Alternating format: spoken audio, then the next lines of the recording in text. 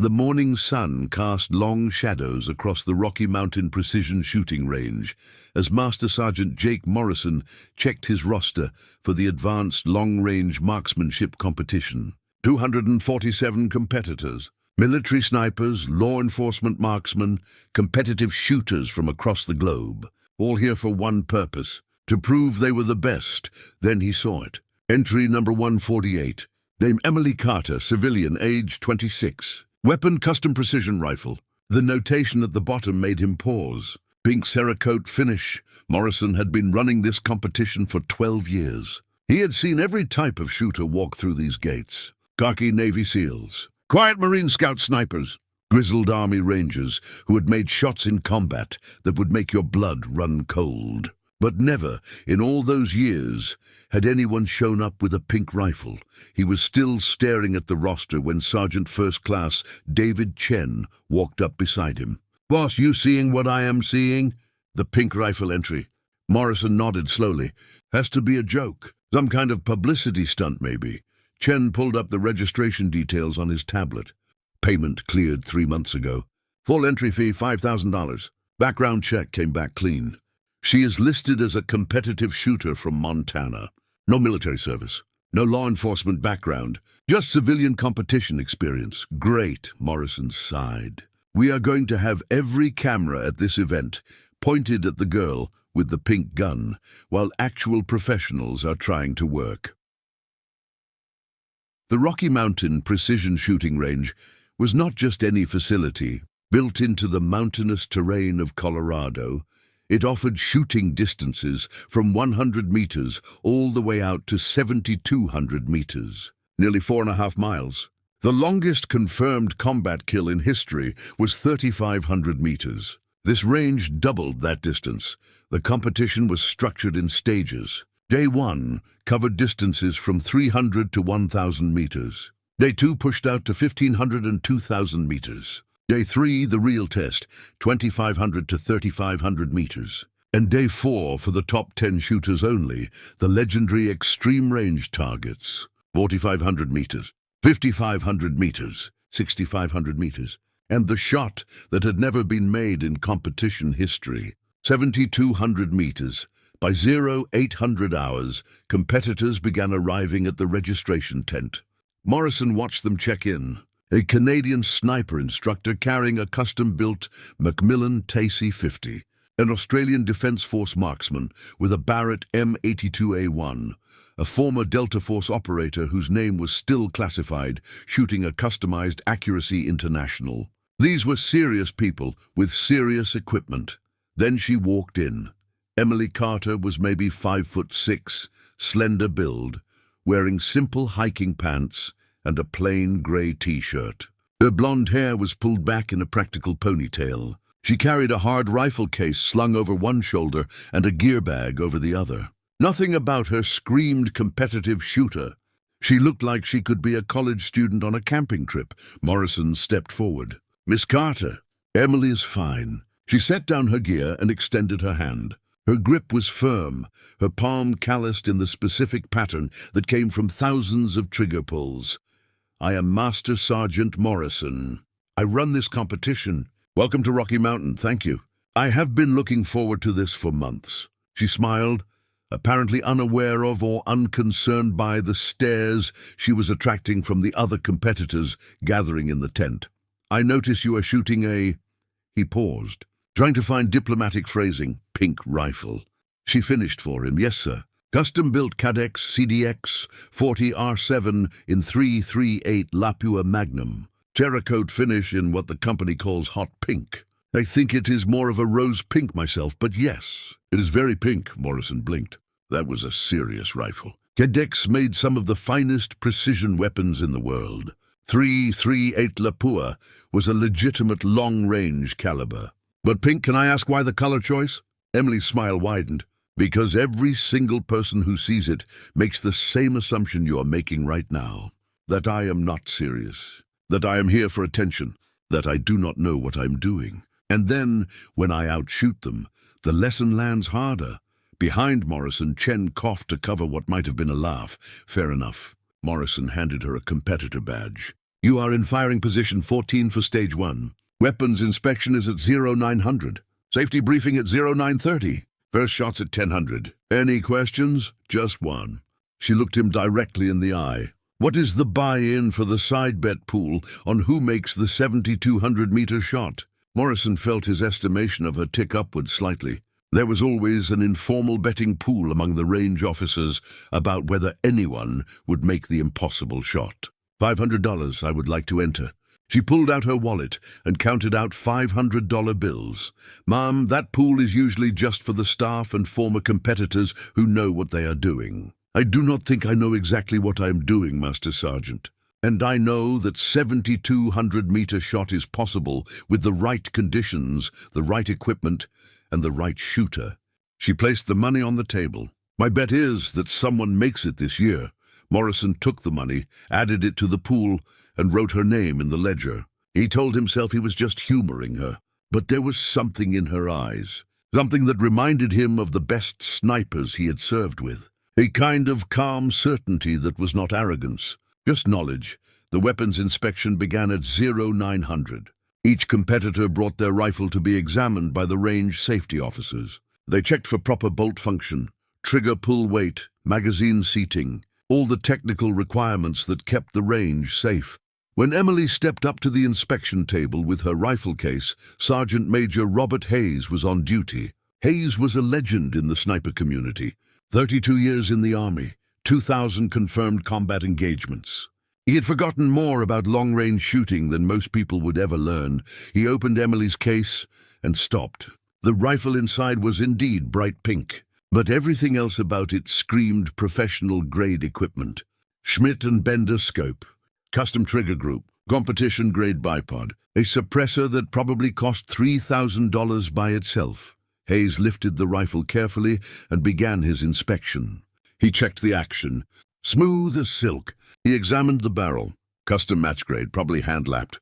He tested the trigger pull. Exactly 2.5 pounds, right at the competition limit. He looked up at Emily. You build this yourself? Most of it. I had a gunsmith in Montana help with the barrel fitting and action truing. But I did the stock work, the trigger tuning, and all the load development myself. Load development. Hayes raised his eyebrows. You are shooting hand loads? Yes, sir. Lapua brass. Berger 300 grain hybrid target bullets. Custom powder charge that I worked up specifically for this rifle and this altitude. I have verified accuracy out to 3,500 meters in conditions similar to what we have here. Hayes set down the rifle and really looked at her for the first time. What is your background, Miss Carter? Grew up on a ranch in Montana. Started shooting when I was 8. Competed in small bore rifle through high school. Did F-class competition in college. Been shooting long-range precision for the last 6 years. Ever shoot past 2,500 meters. 3,200 is my personal best. Made it last year at the Wyoming long-range competition. But I have been practicing at extended range for the last 8 months, specifically for this event. She paused. I know what everyone thinks when they see the pink rifle. I know what you are thinking right now. But I am not here as a novelty. I am here to compete. Hayes stamped her inspection form. Rifle passes all safety requirements. Good luck out there. And Miss Carter, yes, sir, that is a beautiful weapon. The pink is growing on me.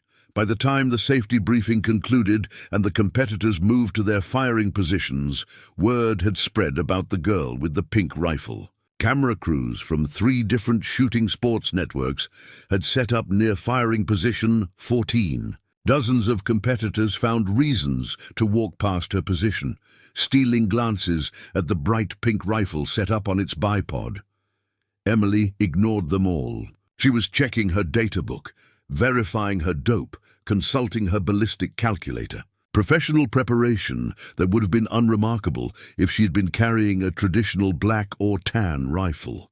Firing position 15 was occupied by Lieutenant Colonel Marcus Webb, Air Force Special Operations. He had a custom-built rifle in subdued green and tan camouflage. He looked over at Emily's setup and chuckled, trying to make a statement. Emily glanced at him. Just trying to hit targets. Going to be hard to do that when you are worried about your nail polish matching your gun. He gestured at her hands. She was wearing predictably pink nail polish. She smiled pleasantly. I find I shoot better when I am comfortable with my equipment choices. What is your excuse going to be? His smile faded. Excuse for what? For when I outscore you. She returned her attention to her data book. Webb's face reddened. He opened his mouth to respond, then seemed to think better of it. He turned back to his own rifle, but Morrison could see the tension in his shoulders from the observation tower.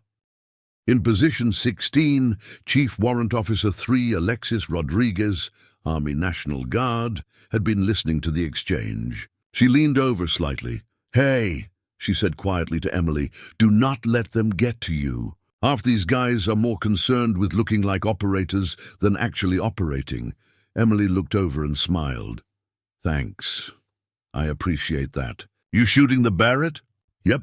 Alexis patted her rifle. "Not subtle, not pretty, but it gets the job done. Unlike some people, I did not get the memo about coordinating my equipment with my outfit."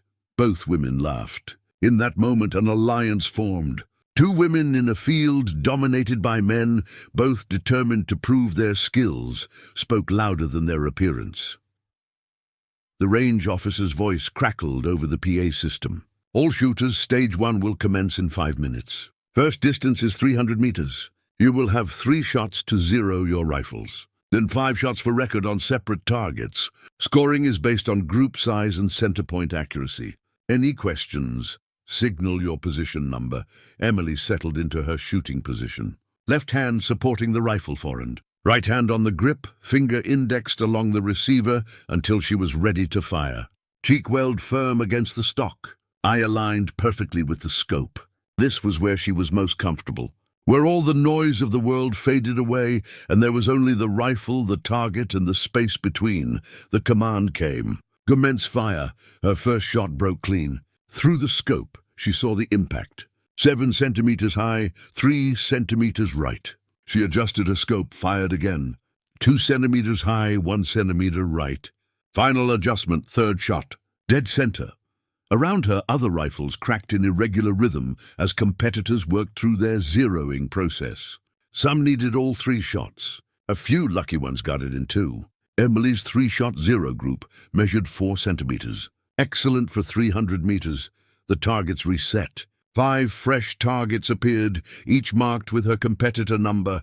Commence firing for record. Emily controlled her breathing. In for 4 counts. Hold for 4. Out for 4. Hold for 4. At the bottom of her breath cycle, in that moment of perfect stillness, she pressed the trigger. The rifle recoiled. The pink stock pushed back against her shoulder. Through the scope, she saw the hit. Center mass. She worked the bolt, chambered a second round, settled, breathed, fired. Another center hit, 5 shots. 5 perfect impacts. When the targets were scored, her group measured 6.2 centimeters. The best score of the first relay, Webb, shooting beside her, had fired a respectable group measuring 9.4 centimeters. He glanced at her target, then at his, and his jaw tightened. The competition continued. 400 meters. 500.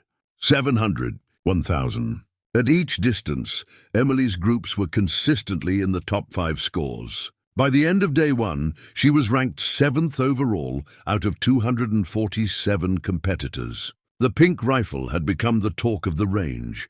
That evening in the competitors' area, groups of shooters gathered to compare notes, share techniques, and tell stories. Emily sat slightly apart, updating her data book with the day's results, when Chen approached. "Miss Carter, the match director would like to see you in the office."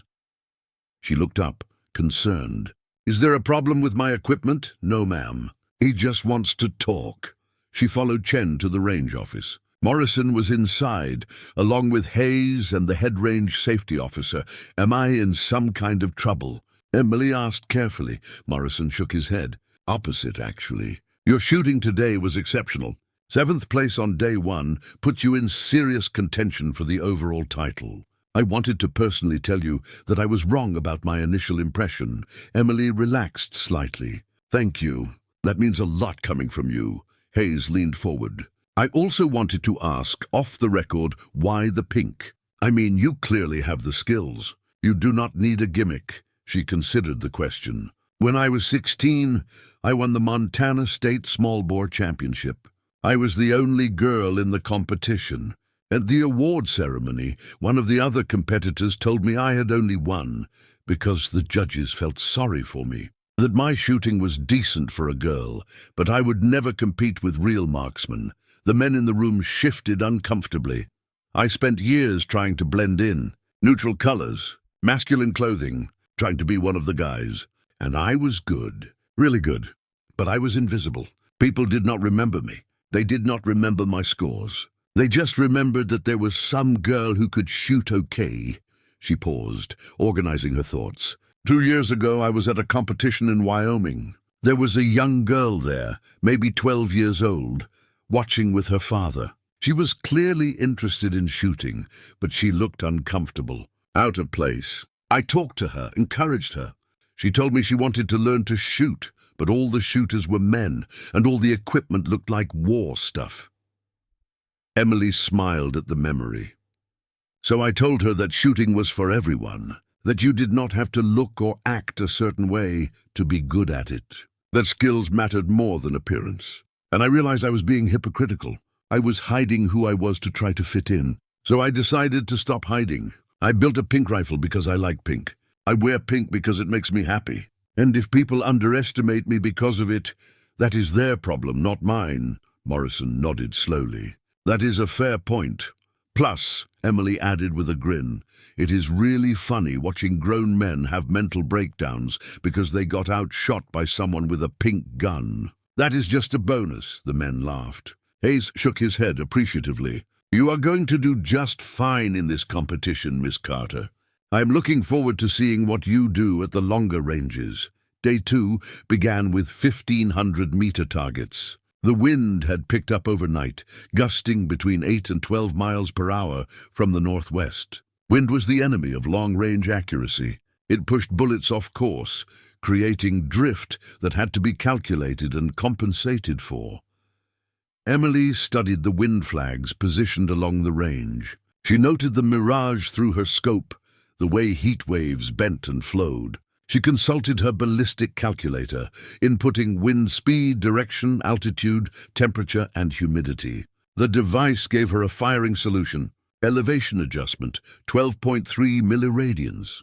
Windage, 2.7 milliradians left. She dialed in the corrections and settled behind her rifle. The pink stock stood out brilliantly against the brown dirt of the firing line. Camera crews were focusing on her now, broadcasting to shooting sports channels around the world. The girl with the pink rifle in 7th place. It was becoming a story. Her first shot at 1,500 meters took 4 seconds to reach the target.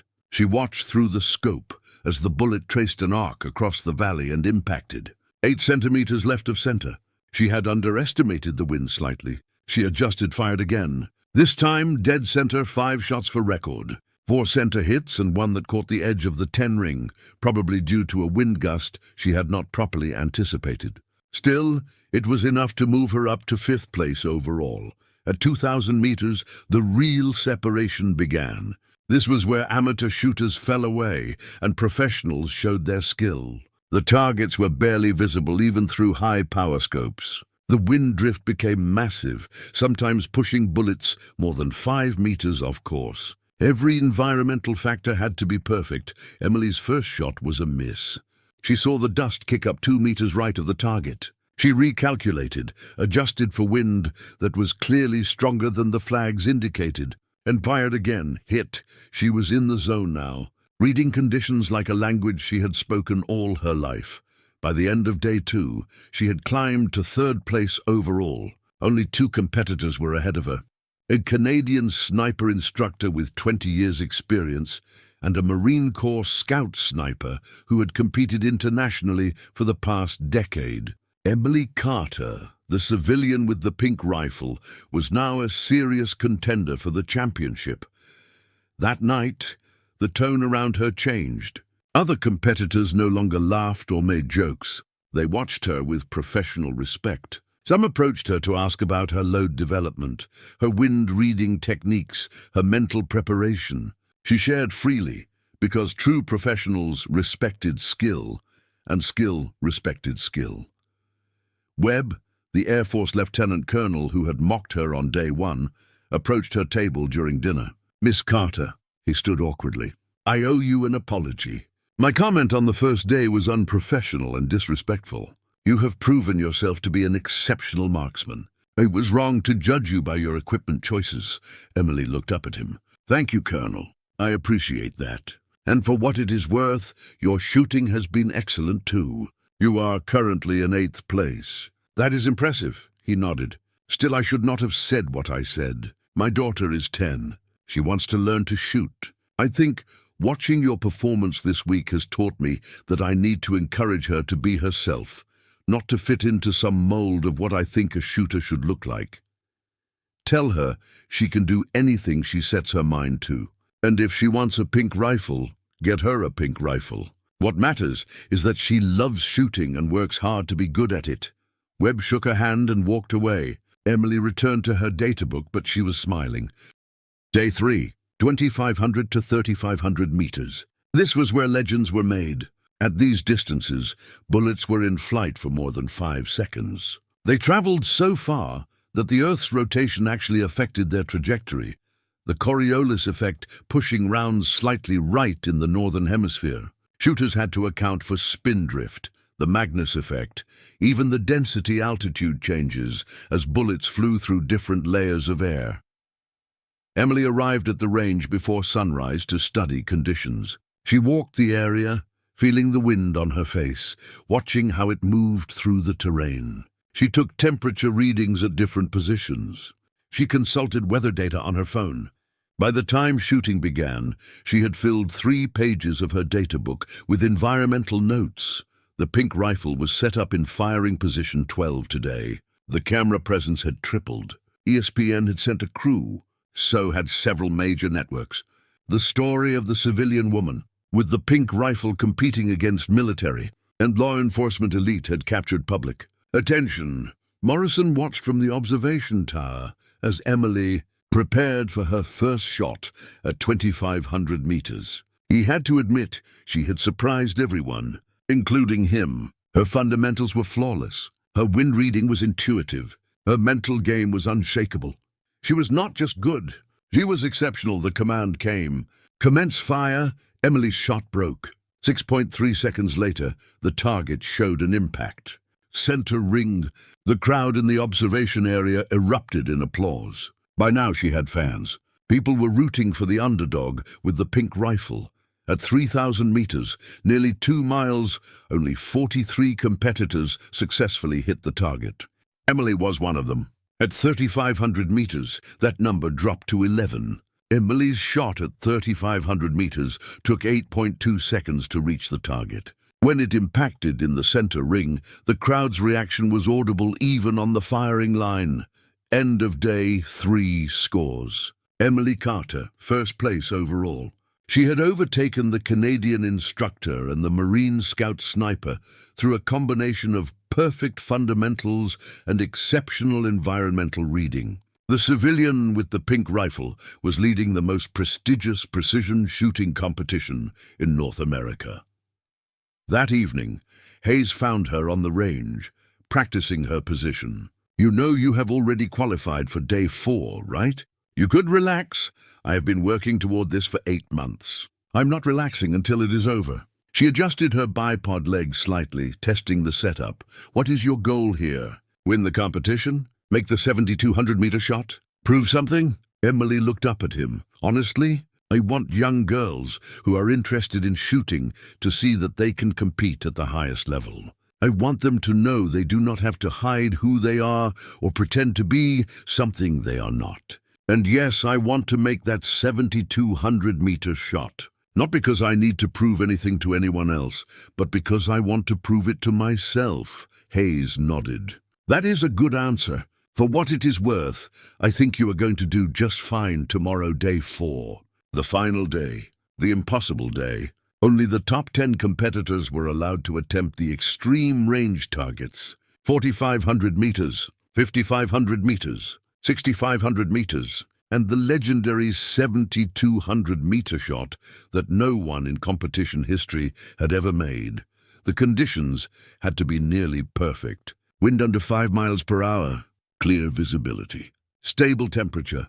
Today, for the first time all week, conditions aligned. Light wind from the west. Clear skies. Temperature holding steady at 18 degrees Celsius. If the shot was ever going to be made, today was the day. The 10 competitors drew lots for shooting order. Emily drew position 7. She would shoot after 6 others had attempted and failed or succeeded. She would have the advantage of seeing their attempts, learning from their misses. But she would also have the pressure of performing under maximum scrutiny. The first shooter, the Canadian instructor, attempted the 4,500-meter shot. Missed by 3 meters. Second attempt missed by 1 meter. Third attempt hit. The crowd cheered. When down, Emily stepped up for her turn at 4,500 meters. She had practiced this distance. She knew her rifle's capabilities. She made her calculations, dialed her scope, settled into position, and fired. 7.4 seconds of flight time. Hit center ring. The crowd erupted. 5,500 meters. 3.4 miles. At this distance, even the best shooters were fighting against physics itself. Wind drift could be 30 meters or more. Bullet drop exceeded 100 meters of vertical fall.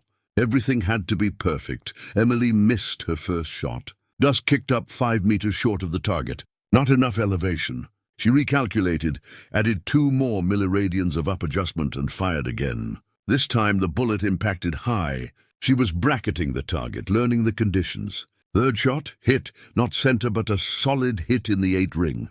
Before we see what happens at the ultimate distance, if you are as captivated by this story as I am, make sure you hit that subscribe button right now.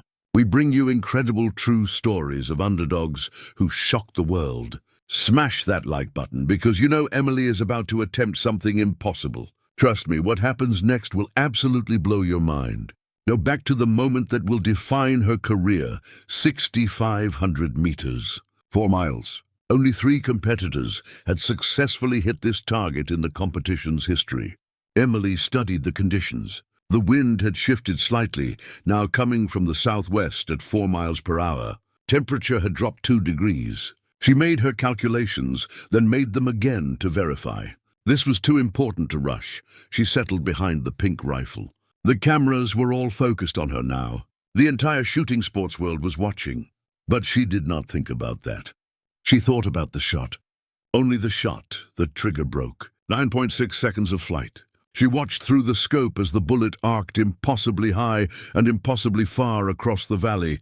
Impact, center ring. The crowd went absolutely insane. People were jumping, shouting, embracing each other. Emily Carter had just made a 6,500-meter shot on her first attempt. Morrison's voice came over the PA system. "Ladies and gentlemen, that was one of the most impressive shots in the history of this competition. Emily Carter has now qualified to attempt the 7,200-meter target. The shot that has never been made." Emily stepped back from the firing line. Her hands were shaking slightly. Not from nerves, from adrenaline. She had just made the shot of her life, and now she had the chance to make the shot of anyone's life. Hayes approached her. "You ready for this?" She took a deep breath. "Yes, sir. I think I am." The 7,200-meter target was barely visible even through the highest power spotting scopes. 4.47 miles away. At that distance, the bullet would be in flight for nearly 11 seconds. It would drop more than 200 meters from the bore line, when drift could exceed 50 meters. The Coriolis effect would push the bullet nearly 2 meters right. Spin drift added another 1.5 meters. It was a shot that defied belief. 8 other competitors had already attempted it. All had missed, some by meters, some by dozens of meters. The target remained untouched, mocking them with its distance. Emily was the final shooter of the day, the final chance for anyone to make history. She walked to the firing line carrying the pink rifle, and the crowd fell silent. 247 competitors, dozens of range staff, hundreds of spectators, all watching one woman with a bright pink rifle attempt the impossible. She set up her position with meticulous care. Bipod legs adjusted perfectly. Rear bag positioned exactly. Body alignment checked and rechecked. She pulled out her data book and began calculating. Wind speed, wind direction, temperature, humidity, altitude, barometric pressure. Every variable that could affect the bullet's flight. Her ballistic calculator showed the solution. Elevation, 41.7 milliradians. Windage, 8.3 milliradians left. She dialed in the corrections, then verified them. Then verified them again. Morrison's voice came over the PA. "Miss Carter, the range is yours." "Fire when ready." Emily settled behind the rifle. The pink stock felt like an old friend against her shoulder.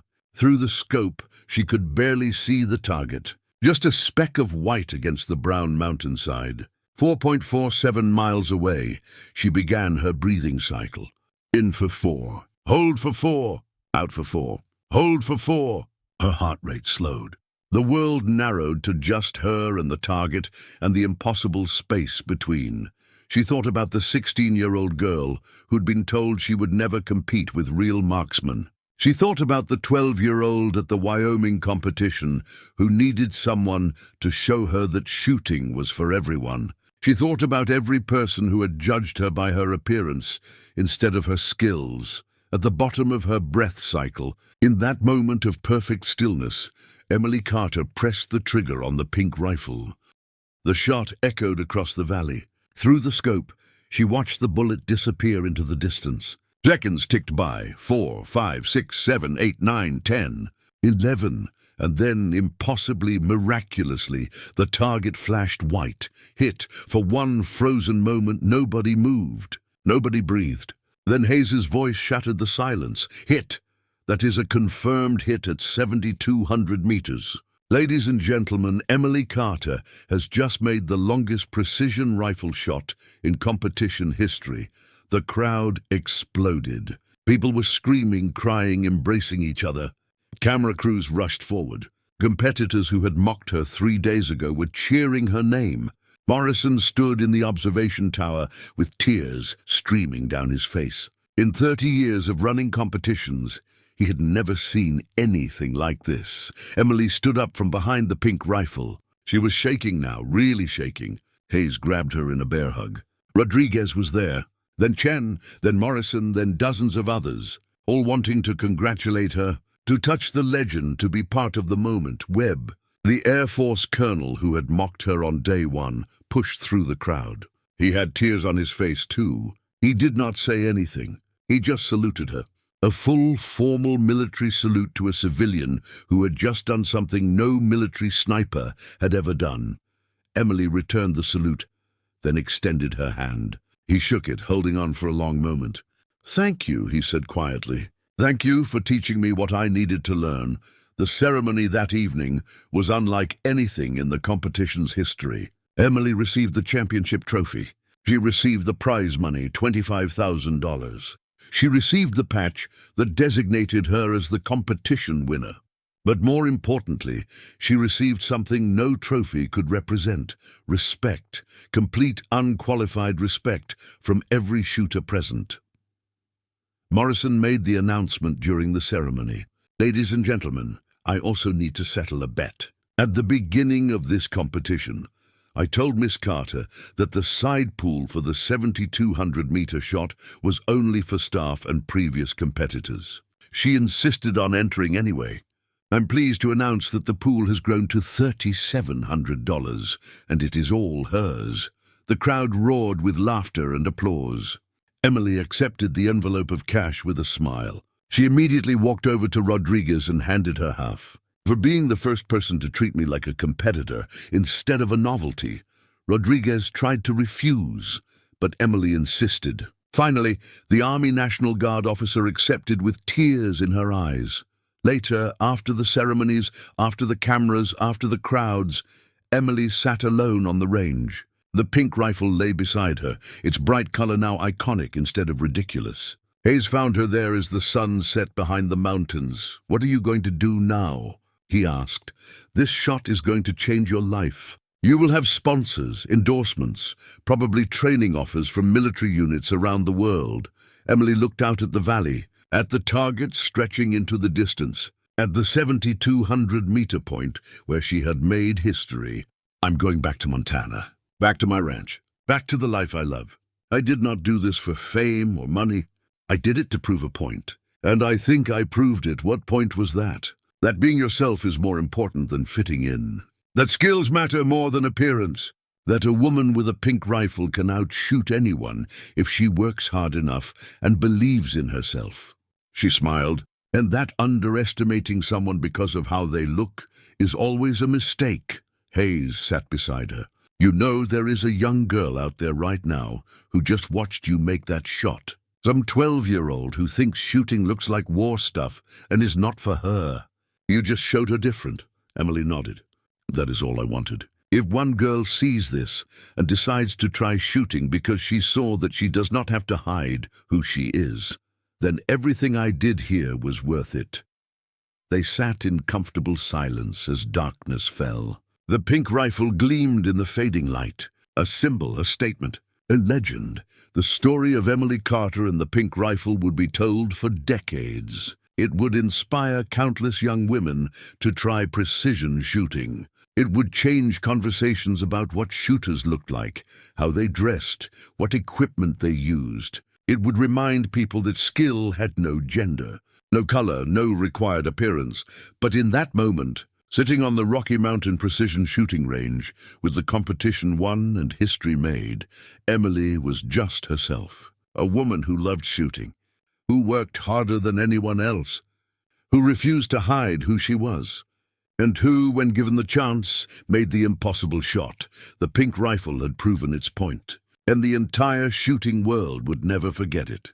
3 days after the competition ended, Emily Carter was sitting on her porch in Montana when a black SUV pulled up her long gravel driveway.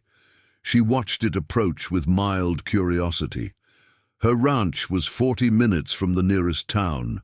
People did not just drop by. 2 men in suits stepped out. The older one, maybe 55 with gray at his temples, approached with credentials already in hand. Miss Carter, I am Agent David Sullivan, FBI. This is Agent Mark Torres. We would like to speak with you about your recent competition performance. Emily set down her coffee. Am I in some kind of trouble? No, ma'am. Opposite, actually. We would like to offer you a job. 2 hours later, Emily sat in her living room listening to the most unusual job offer of her life. The FBI was developing a new counter-sniper program. They needed instructors who could teach advanced long-range techniques to agents who might face threats from distant shooters. Her performance at Rocky Mountain had caught their attention. Miss Carter, Sullivan explained, you demonstrated skills that frankly exceed most military snipers we have worked with. Your wind-reading ability alone is exceptional. We would like you to consider joining our training cadre at Quantico. Emily considered this. I appreciate the offer, but I am not really interested in leaving Montana. This ranch has been in my family for 4 generations. I have a life here. Torres leaned forward. We understand. We could arrange for you to work as a contractor. Come to Quantico 4 times a year for 2-week training blocks. The rest of the time, you stay here. We would pay consulting rates plus all expenses. What kind of consulting rates are we talking about? Sullivan named a figure that made Emily blink. That was more than she made in a year from her ranch operations and competition winnings combined. Can I think about it? Of course. We will need an answer within 2 weeks. He handed her a card. My direct number. Call any time. After they left, Emily walked out to her barn where the pink rifle was secured in her safe. She had built this weapon with her own hands. She had proven what she could do with it. Now the world was offering her opportunities she had never imagined. Her phone rang. It was Hayes from Rocky Mountain. Emily, have you checked your email in the last hour? No, why? Because you have gotten sponsorship offers from 6 different firearms manufacturers, 3 optics companies, and 2 ammunition makers. They all want you to represent their brands. Some of these offers are substantial. Emily pulled up her email on her phone. Hayes was not exaggerating. One rifle manufacturer was offering $200,000 for a 2-year endorsement deal. An optics company wanted to create a signature scope line with her input. An ammunition company wanted her to help develop a new long-range precision cartridge. "This is insane," Emily said. "A week ago, I was just a rancher who competed on weekends. A week ago, nobody knew who you were. Now you are the person who made the impossible shot with a pink rifle. That is a powerful brand, Emily. You can leverage this however you want." Over the next month, Emily's life transformed. ESPN ran a feature on her shot. Shooting sports magazines put her on covers. Social media exploded with videos of her 7,200-meter hit. The pink rifle became iconic. But the most meaningful impact came from unexpected places. A mother in Ohio emailed to say her 10-year-old daughter had asked for a rifle for her birthday after watching Emily compete. A high school shooting coach in Texas reported that his female participation had tripled after he showed his team Emily's competition footage. A Marine Corps recruiter said she had seen a 30% increase in women asking about scout sniper opportunities. Emily framed one email and hung it in her office. It was from a 15-year-old girl in Idaho. "Dear Miss Carter, I have wanted to learn precision shooting since I was 12, but I was afraid people would make fun of me. I thought I had to be tough and serious and pretend to be something I'm not. Then I watched you win that competition with a pink rifle. You showed me that I can be myself and still be good at what I love. I joined my school's shooting team last week. Thank you for being brave enough to be yourself. Sarah M." That email made everything worth it. The mockery on day one, the pressure of competition, the scrutiny of cameras, all of it led to this. One girl finding the courage to pursue what she loved. Emily accepted 3 sponsorships, carefully selected companies whose products she actually used and believed in. She negotiated the FBI consulting contract, and she made one more decision. She would start a shooting camp specifically for girls aged 12 to 18, a place where young women could learn precision shooting without judgment, without having to pretend to be anything other than themselves. 6 months after Rocky Mountain, Emily stood in front of 23 girls at the first session of her Carter Precision Youth Camp. They ranged from age 12 to 17. Some had shooting experience. Most did not. All of them looked at her with a mixture of hope and nervousness. "Welcome," Emily began. "Over the next week you are going to learn fundamental marksmanship, wind reading, ballistic calculation, and mental discipline. You are going to shoot distances from 100 meters out to 1,000 meters. And you are going to learn the most important lesson I can teach you, that being good at something has nothing to do with how you look or what other people think of you." She held up the pink rifle. "This is the rifle I used to make a 7,200-meter shot. A lot of people laughed at it. A lot of people thought I was not serious because of its color. But you know what? Their opinions did not change the fundamentals of marksmanship. Wind is still wind. Ballistics are still ballistics. Skills are still skills. And this pink rifle put bullets exactly where I needed them to go." A small girl in the front row raised her hand. "Miss Carter, did you always know you were going to be this good?" Emily shook her head. "When I was 16, I won a state championship. Another competitor told me I only won because the judges felt sorry for me, that I would never compete with real marksmen. I believed him for a long time. I spent years trying to prove I was good enough. It was not until I stopped worrying about what others thought and started focusing on my own skills that I became truly good." "What changed?" another girl asked. "I decided to stop hiding. I built a rifle that made me happy. I wore what made me comfortable. I stopped apologizing for being myself. And suddenly, my shooting improved because I was not carrying all that worry and stress. When you are comfortable with who you are, you perform better at everything." Throughout that week, Emily taught those 23 girls everything she knew. She showed them how to read wind by watching grass movement and mirage patterns. She taught them ballistic calculations and the physics of long-range shooting. She trained them in breathing techniques and trigger control, but more importantly, she taught them confidence. When a 13-year-old girl made her first 500-meter shot and started crying with joy, Emily was there to celebrate with her. When a 16-year-old missed a target repeatedly and wanted to quit, Emily showed her how to analyze what went wrong and make corrections. When a shy 12-year-old was afraid to shoot in front of the group, Emily worked with her one-on-one until she was ready. On the final day of camp, they held a friendly competition. Nothing serious, just for fun. The girl who won was a 14-year-old from Nebraska named Katie. She had never touched a rifle before arriving at camp. Her winning shot at 700 meters was slightly right of center, but it was a solid hit. Emily presented her with a small trophy. Katie, you came here never having shot before. Today you made a 700-meter shot. That is an incredible achievement. You should be very proud. Katie looked at the trophy, then at Emily. Miss Carter, can I ask you something? Of course. When you made that 7,200-meter shot, were you scared? Emily thought about it. Not scared exactly, but I was aware that everyone was watching, that people expected me to fail, that if I missed, all the mockery and doubt would seem justified. So yes, there was pressure, there was nervousness, but I trusted my training, I trusted my skills, and I took the shot anyway. That is what courage is, not the absence of fear, but the willingness to act despite it. Katie nodded seriously. I want to be like you when I grow up. Emily knelt down to Katie's level.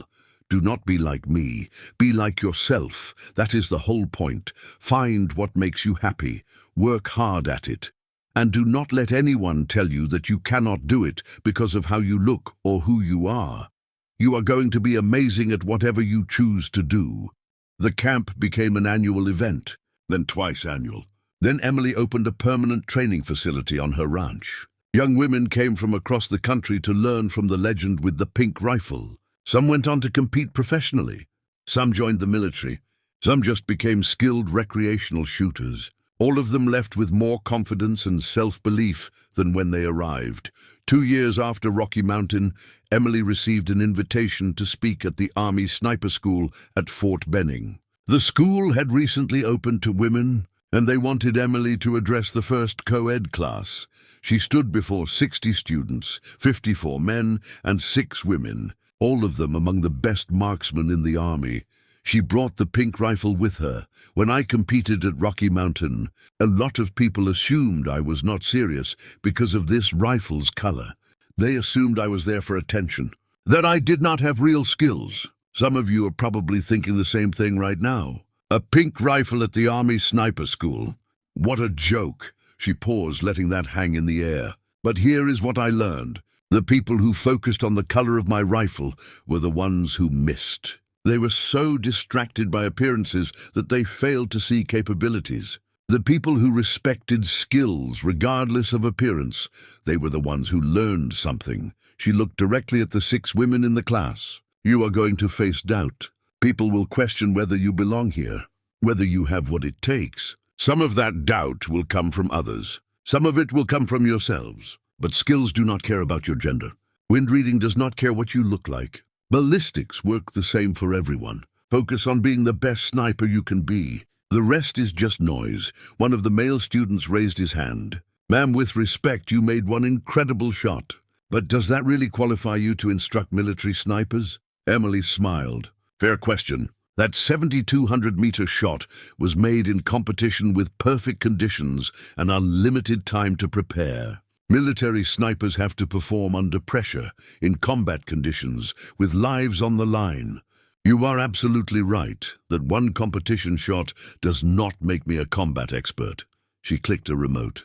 A screen behind her lit up with a list of statistics. But since that competition, I have worked with the FBI training counter sniper teams. I've consulted for the Marine Corps on long-range curriculum development. I have helped develop new ballistic calculation software currently being used by special operations units. And I have trained 147 young women, 12 of whom have gone on to military or law enforcement careers. So no, I am not a combat sniper, but I know a thing or two about shooting." The student nodded, satisfied. After her presentation, several of the students approached her with questions. The 6 women stayed longest, asking about dealing with doubt, managing pressure, maintaining confidence in male-dominated environments. Emily shared her experiences honestly. "Some days are harder than others. Some people will never respect you no matter what you achieve. But you do not need everyone's respect. You just need your own respect. Be so good that you cannot be ignored. And support other women. We rise by lifting others." One of the women, a staff sergeant named Martinez, asked, "Do you still get people who do not take you seriously because of the pink rifle?" "All the time," Emily admitted. "Last month I was at a shooting range in Colorado. A guy told me that pink rifles were for little girls playing dress-up. I asked him if he wanted to make a friendly wager on who could make a longer shot. He agreed. I took his $200 pretty easily." She grinned. "Some people never learn, but that is okay. Their ignorance is not my problem." The training session at Fort Benning led to more opportunities. Emily was invited to speak at law enforcement conferences, military symposiums, and competitive shooting events. She became a voice not just for marksmanship, but for authenticity, for being yourself in environments that often demanded conformity. 3 years after Rocky Mountain, Morrison called her. "Emily, I need to ask you something. We are planning a special event for the 5th anniversary of your 7,200-meter shot. We want to recreate it, let people attempt it under similar conditions. Would you come back and defend your record?" Emily thought about it. "You know someone is eventually going to break that record, right? Probably some 20-year-old prodigy with new technology and better training than I had, I know. But it would mean a lot to have you here. You changed this competition. You changed how people think about shooters. Having you here would be symbolic," she agreed. When the event came, Emily arrived to find that Rocky Mountain had established a scholarship fund in her name. Every year, they would bring 5 young women to compete for free, all expenses paid. The scholarship recipients would receive mentorship from top shooters and equipment sponsorships to help them continue in the sport. Emily stood at the scholarship ceremony with tears streaming down her face. This, she said to the 5 young women receiving awards, "This is the legacy that matters. Not the shot I made, not the records or the sponsorships. This, you 5 getting the opportunity to compete, getting the chance to show what you can do. That is what it was all for." The anniversary competition featured 37 shooters attempting the 7,200-meter shot. Emily went first as the defending record holder. She set up the pink rifle, now slightly worn from 3 years of heavy use, and studied the conditions. Wind was stronger than during her record shot. Temperature was lower. This was going to be harder. She made her calculations, dialed her scope, and settled into position. The crowd went silent. Cameras focused. This was the moment everyone had come to see. Could lightning strike twice? Emily pressed the trigger. The shot echoed across the valley. 11 seconds of flight time, impact, 8 ring. Not center, but a solid hit. The crowd exploded in celebration. She had done it again. Of the 37 shooters, 4 made hits on the 7,200-meter target. A Marine Scout sniper, a Canadian competition shooter, an Australian military instructor, and a 19-year-old woman from Alaska shooting a rifle she had built herself. It was bright purple. After the competition, Emily sought out the young woman. "What is your name?" "Jessica Chen. No relation to the sergeant from your original competition story."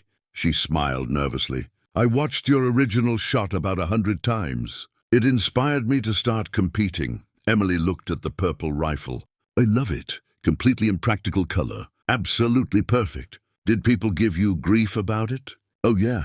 Constantly, but I figured if Emily Carter could win with a pink rifle, I could compete with a purple one." She paused. "Thank you, by the way, for showing people like me that we do not have to hide who we are. You are welcome. But Jessica, you did not make that 6,500-meter shot because of me. You made it because you worked hard and developed real skills. Give yourself credit for that. Over the years that followed, Emily continued ranching, teaching, and occasionally competing. She never made another 7,200-meter shot, though she came close several times. Other shooters eventually broke her record. A British Army sniper made a 7,400-meter shot in competition. Then a US Marine made 7,800 meters. Records were meant to be broken, but Emily's impact was not measured in records. It was measured in the hundreds of women who entered precision shooting because they saw her compete. In the young girls at her camp who discovered confidence through marksmanship. In the changing attitudes about what shooters looked like and how they expressed themselves. 5 years after her famous shot, Emily was invited to speak at a major shooting industry conference. The audience was packed. Manufacturers, military representatives, competitive shooters, media. She took the stage carrying the pink rifle. 5 years ago, I made a shot that changed my life. But that shot was not just about distance or accuracy. It was about proving that skills matter more than appearances. That authenticity is more important than conformity. That you can be exactly who you are and still be the best at what you do. She held up the rifle. This pink rifle became famous. But it is just a tool. What made it effective was the person behind it. The training, the dedication, the willingness to work harder than anyone else. The refusal to let other people's opinions limit my potential. She paused, looking out at the audience. Some of you here today are women who are struggling to be taken seriously in this industry. Some of you are men who maybe have not always taken women seriously. Some of you are young people trying to figure out if there is room for you in this sport. I'm here to tell you that there is room for everyone. Skills do not care about gender. Ballistics do not care about appearance. Performance speaks louder than stereotypes. The standing ovation lasted 3 minutes. After her speech, Emily was surrounded by people wanting to talk, to thank her, to share their own stories of overcoming doubt. She listened to every one of them. A middle-aged man approached her last. "Miss Carter, I need to apologize. I'm Lieutenant Colonel Marcus Webb. We met at Rocky Mountain 5 years ago. I made a comment about your nail polish and your gun." Emily studied him. "I remember. You asked if I was worried about matching them." He nodded, ashamed. "That was wrong. It was disrespectful and unprofessional. But I want you to know that comment has haunted me for 5 years. Because my daughter watched that competition. She heard about what I said, and she asked me why I judged you before you even shot. I did not have a good answer. What did you tell her? That I was wrong. That I let my biases blind me to capability. That I learned an important lesson about respecting people regardless of how they present themselves." He paused. "She's 16 now. She competes in precision rifle.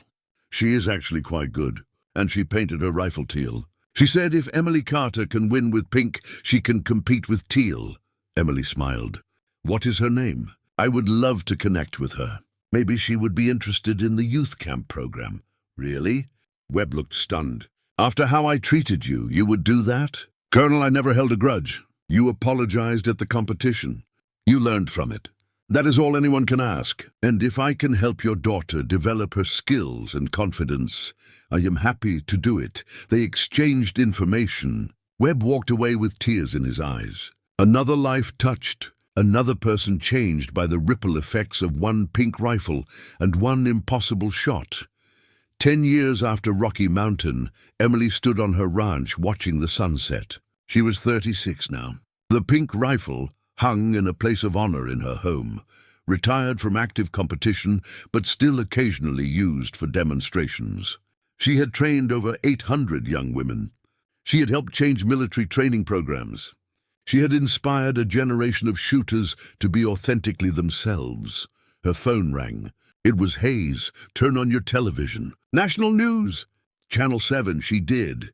A news anchor was interviewing a female Army captain who had just graduated from Ranger School, one of the first women to do so. The interviewer asked what had inspired her to try out for such a difficult program. The captain smiled. "When I was 14, I watched Emily Carter make a 7,200-meter shot with a pink rifle. Everyone had laughed at her.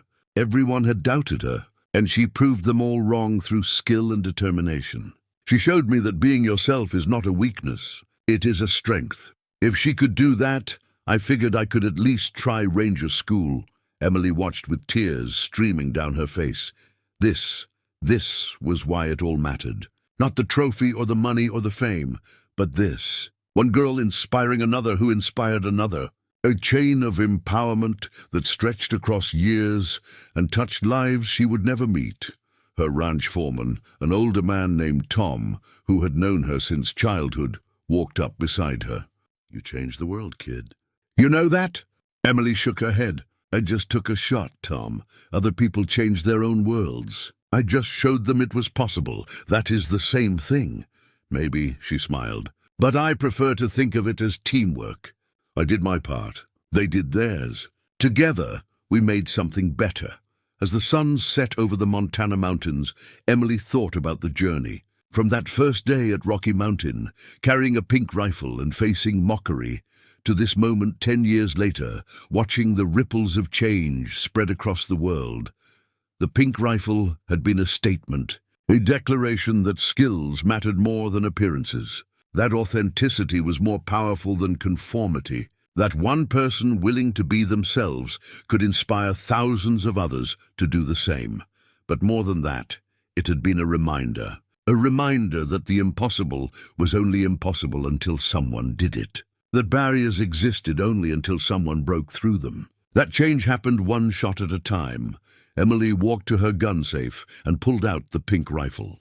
It was showing its age now.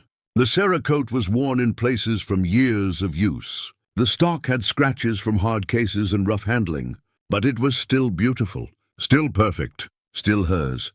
She carried it outside and set it up on her personal range behind the barn. No cameras, no crowd, no pressure. Just her and the rifle and the mountains in the distance. She picked a target at 1,200 meters. Not the longest shot she had ever made, but far enough to be challenging. She calculated wind, temperature, humidity. She dialed her scope. She settled into position, and in that moment, she was not Emily Carter, the legend. She was not the woman who made the impossible shot. She was not the role model or the instructor or the inspirational speaker. She was just a girl from Montana who loved shooting, who had worked hard to be good at it, who had refused to hide who she was, who had taken one shot that changed everything. The trigger broke clean. The bullet flew true. 1,200 meters away, the target showed a hit. Center mass. Perfect. Emily smiled, worked the bolt, and chambered another round. There were always more shots to take, more skills to develop, more challenges to face. The journey never really ended. It just evolved. As darkness fell over the ranch, Emily packed up the pink rifle and headed inside. Tomorrow, she would teach another class, help another young shooter find their confidence, continue the work that one impossible shot had started. But tonight, she was content. She had proven what she needed to prove.